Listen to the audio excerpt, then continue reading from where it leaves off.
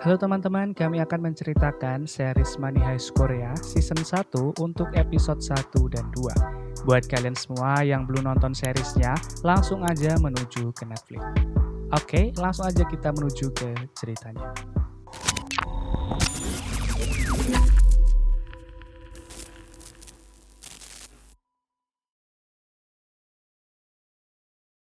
Diawali dengan seorang wanita muda yang bernarasi, di mana ia seorang ARMY atau penggemar K-pop dari Korea Utara. Bedanya dengan ARMY-ARMY lainnya, dia ini benar-benar menjadi tentara. Namun tiba-tiba kedua Korea memutuskan untuk berdamai dan mendirikan zona ekonomi bersama untuk menjadikan Korea Utara dan Korea Selatan menggunakan mata uang yang sama serta bisa saling melintas dengan izin. Di tahun 2025, ia pun pindah dari Korea Utara ke Korea Selatan. Sayangnya, sampai di sana tidak sesuai harapan karena ia ditipu oleh agen imigrasi hingga terjerat hutang dan hidup di dunia kelam. 1 tahun kemudian, wanita ini menjadi buronan akibat pembunuhan. Hingga ketika ia putus asa hendak bunuh diri, tiba-tiba seorang pria mengajaknya bergabung untuk melakukan perampokan yang dapat merubah dunia, yaitu merampok 4 triliun won yang setara 48 triliun rupiah. Pria misterius itu dikenal sebagai profesor.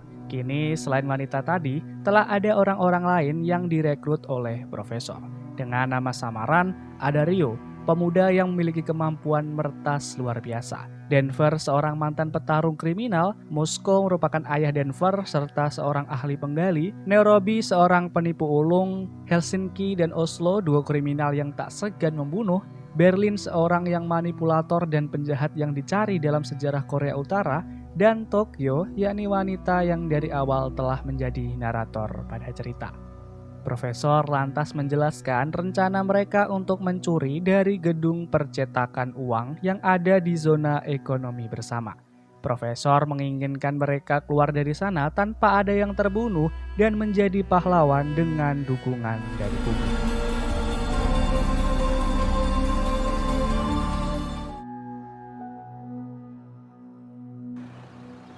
호시력 입장. 알겠어.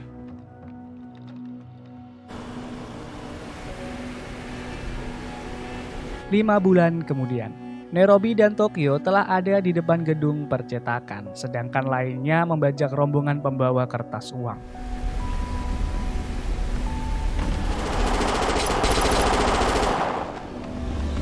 Kini mereka masih tertahan di gerbang pemeriksaan karena Berlin diminta menunjukkan kartu identitasnya. Tentu aja tak berlangsung lama karena Rio telah memasukkan data Berlin. Secara bersama-sama dari pintu depan dan belakang dengan kostum dan topeng khusus, mereka menembakkan senjata dan langsung menyebar untuk mengumpulkan semua orang. Namun Tokyo masih mencari seseorang wanita yang nampaknya penting. Ternyata wanita itu bersembunyi di toilet. Semua pegawai termasuk para siswa sekolah yang sedang kunjungan pun dikumpulkan dengan mata tertutup. Di sana Berlin memberikan arahan untuk mereka semua mengikuti perintah mereka, maka tidak akan ada yang terluka. Para sandera pun diminta untuk menyerahkan ponsel dan kartu aksesnya. Sedangkan Moskow, Rio, dan Denver kini telah berhasil membobol berangkas dan mengambil uang di sana dengan gembira. Berlin pun memberitahu profesor bahwa mereka akan melakukannya sekarang, di mana profesor ini nampaknya memantau dari luar di suatu tempat. Mereka pun menyalakan alarm gedung dengan sengaja dan membuka pintu depan gedung sambil membawa uang lengkap dengan senjata. Tepat 5 menit hitungan profesor, polisi datang dan baku tembak pun terjadi.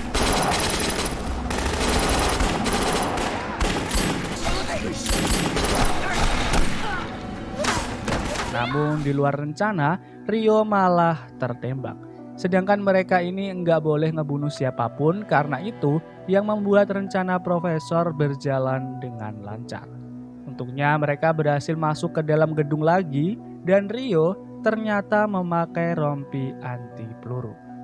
Pemerintah Korea Utara dan Korea Selatan pun membentuk satgas untuk menangani perampokan ini dengan menunjuk kepala polisi sebagai ketua satuan dan Son Woo-jin sebagai negosiator. Tentu aja masalah ini bisa menjadi gawat karena menyangkut dua negara, dan seluruh dunia bakal tertuju pada mereka. Di gedung, Berlin pun memerintahkan semua sandera untuk melepas penutup kepala dan mengganti pakaian mereka dengan kostum yang persis seperti para perampok. Para perampok sendiri melakukan komunikasi dengan profesor melalui telepon khusus langsung ke profesor melalui kabel yang diselundupkan lewat toilet. 3 jam telah berlalu di kamp Satgas, telah terdapat polisi dari kedua Korea. Serta selain ketua Satgas dan Sun Woo-jin, juga ada Kapten Cha dari Kementerian Keamanan Korea Utara.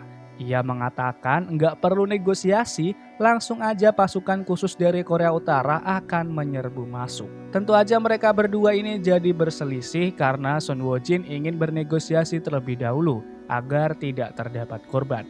Hingga ketua Satgas pun memutuskan untuk bernegosiasi terlebih dahulu. Telepon dari kamp Satgas langsung disambungkan ke profesor, di mana profesor menggunakan perubah suara. Profesor ini meminta helikopter untuk mereka kabur, dan Woo-jin meminta untuk membebaskan beberapa sandera, yaitu para siswa.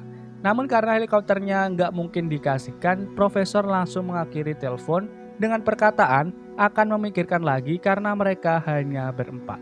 Wah, padahal mereka ini ada 8, jadi 9 sama profesor. Tapi memang pihak Satgas belum tahu jumlah perampok yang sebenarnya. Namun ketika Woo-jin keluar camp, udah ada pasukan khusus yang masuk ke arah gedung. Karena berpikir bahwa perampok hanya berempat, Kapten Cha jadi ingin segera menyelesaikannya. Tentu aja Woo-jin marah karena keputusan itu terburu-buru dan mungkin aja ini jebakan. Namun ketua Satgas malah menyuruh Woo-jin untuk pulang aja karena tugasnya udah selesai. Pasukan khusus Korea Utara pun akan menyerang dari berbagai sisi dengan fokus serangan di depan supaya para perampok dapat terkepung. Sementara Woo-jin yang pulang mampir dulu ke kafe seseorang yang ia panggil Sun-ho. Dan ternyata Sun-ho adalah profesor. Di mana profesor dan Woo-jin nampak dekat dan memiliki hubungan yang spesial. Ternyata profesor juga telah merencanakan ini, di mana profesorlah yang telah membuat Woo-jin ditunjuk sebagai negosiator dengan bantuan Rio melalui data. Hingga Woo-jin akan membantu para perampok tanpa disadari. Dan profesor dengan Woo-jin ini juga udah dekat selama 2 bulan, di mana Woo-jin pun terlihat menyukai profesor. Sementara di dalam gedung ternyata udah diberi info oleh profesor bahwa akan ada penyergapan karena Woo-jin selaku negosiator udah keluar.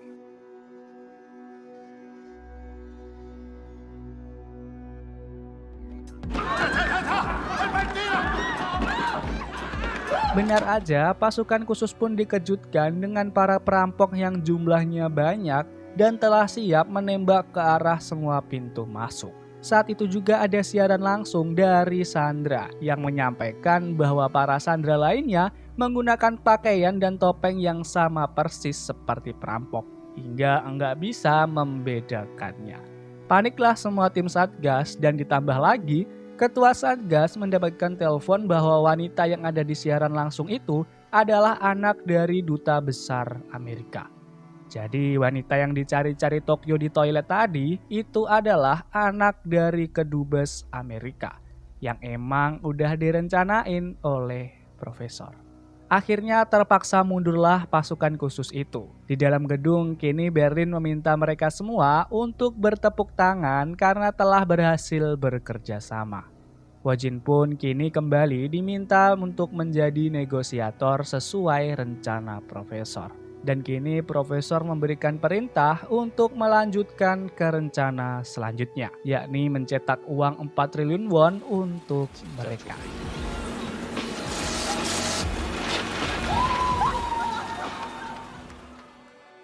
Beralih dengan masa kecil Berlin yang ternyata telah menjadi seorang yang kejam sejak dini. Ia hidup di penjara dan memiliki pengikut yang banyak karena kekejamannya. Hingga membuat para napi di sana melakukan pemberontakan di bawah pimpinan Berlin. Kembali ke masa sekarang. Sesuai dengan rencana profesor, para sandera kini dibagi tugas untuk mencetak uang, menggali terowongan, serta memasak dengan pergantian shift. Woo-jin yang kembali bertugas mengajak para tim untuk bekerja sama, karena perampok saja bekerja sama dengan apik. Woo-jin pun berkomunikasi lagi dengan profesor. Namun profesor malah menanyakan kapan terakhir kali Wojin berhubungan seksual. Karena menurut profesor itu adalah cara agar mereka saling kenal dan saling percaya. Karena Wojin enggak menjawab, profesor pun mengakhirinya dan mau bicara lagi ketika Wojin menjawabnya dengan jujur. Wojin pun mengambil keputusan untuk mengulur waktu saja karena mereka pasti mengajukan apa yang diinginkan dan tidak mudah mengendalikan 50 sandera serta persediaan makanan yang hanya cukup untuk 4 hari saja.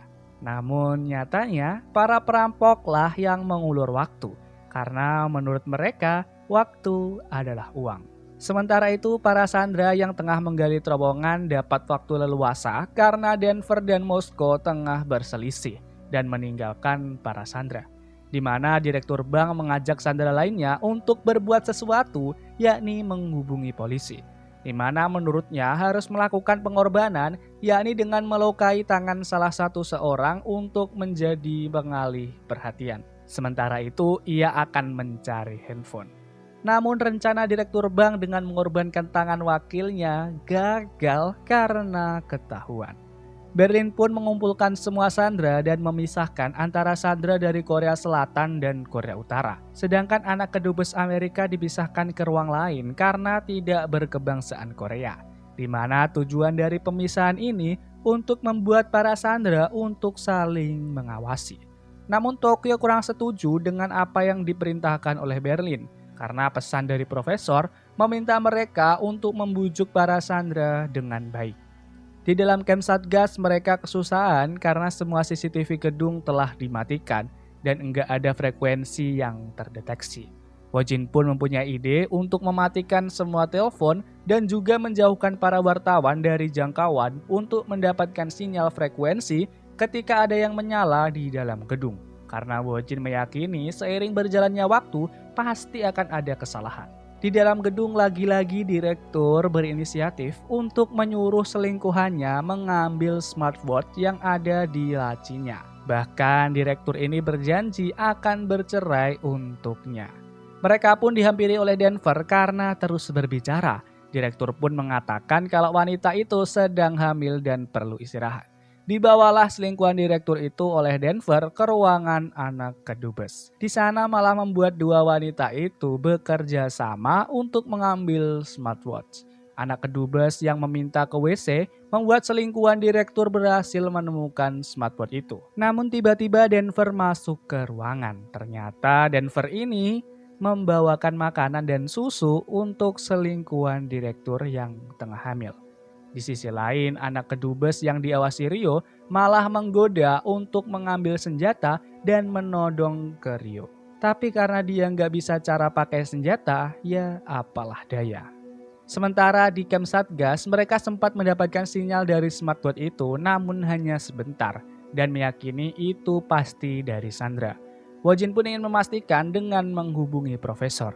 Kini Wojin menceritakan pengalaman seksual terakhirnya, di mana pengalaman Wojin itu sekitar 2 bulan yang lalu. Mungkin aja pengalaman itu bersama profesor ya, karena mereka sendiri udah dekat selama 2 bulan juga. Setelah itu Wojin ganti mengajukan pertanyaan-pertanyaan yang membuat Wojin paham bahwa para perampok belum sadar kalau ada yang mengirim panggilan. Tim lain pun menyarankan untuk mengirimkan tautan agar nanti bisa diklik langsung oleh Sandra.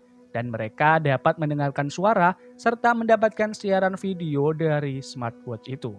Di dalam gedung selingkuhan direktur yang dibawa kembali oleh Denver malah berhasil memberikan smartwatch itu ke direktur. 28 jam setelah perampokan, profesor yang curiga dengan sikap Wojin yang tenang ketika telepon memutuskan mengajak Wojin untuk makan ke kafenya. Di kafe, profesor menanyakan hal-hal secara terselubung kepada Wojin untuk menggali informasi. Dan ketika Wojin mengangkat telepon, profesor pun menguping. Namun tanpa disadari, Wojin sadar dan langsung menyuruh profesor untuk mengaku dengan memberikan borgol. Untung aja profesor ini bisa ngelak dengan dalih ia overprotective karena takut Wojin dekat dengan pria lain. Profesor pun langsung menghubungi Berlin untuk ngasih tahu bahwa Sandra ada yang membawa smartwatch. Sandra pun langsung dikumpulkan Direktur yang berfeeling buruk langsung membuka smartwatch dan memencet link dari polisi. Berhasillah polisi menyadap smartwatch itu, namun masih terdengar suara aja karena smartwatch itu diberikan kembali ke selingkuhan direktur dan disembunyikannya. Namun ketika diperiksa satu persatu, smartwatch itu terjatuh ke lantai. Tentu aja Berlin tahu dan langsung menghancurkannya. Namun sepertinya para polisi telah mendapatkan rekaman video sesaat sebelum smartwatch itu hancur. Berlin yang marah lantas menyuruh untuk mengeksekusi wanita itu. Denver yang tidak setuju malah justru disuruh Berlin untuk yang mengeksekusinya. Profesor yang melihat dari CCTV langsung menghubungi gedung, namun Berlin mencegah untuk menjawabnya. Wanita itu pun telah dibawa pergi oleh Denver untuk dieksekusi, di mana ternyata selingkuhan direktur ini juga enggak hamil. Di tengah ayah Denver yang sedang mengebor suatu lantai, Toke yang berlari mencari Denver setelah diberitahu Rio, dan direktur yang memohon agar dirinya sendiri tidak dibunuh walau telah ketahuan ia yang menyuruh selingkuhannya itu, Denver pun melakukan tembakan. Bersambung. Itu tadi adalah ringkasan alur cerita dari Money Heist Korea season 1 episode 1 dan 2. Jangan lupa untuk subscribe agar kalian nggak ketinggalan lanjutan dari episode 3 dan 4 dari Money Heist Korea season 1. Terima kasih buat kalian semua yang udah nonton, yang udah like, udah share, udah komen, dan udah subscribe channel Tahu Film ini. Semoga kalian semua selalu sehat dan bahagia.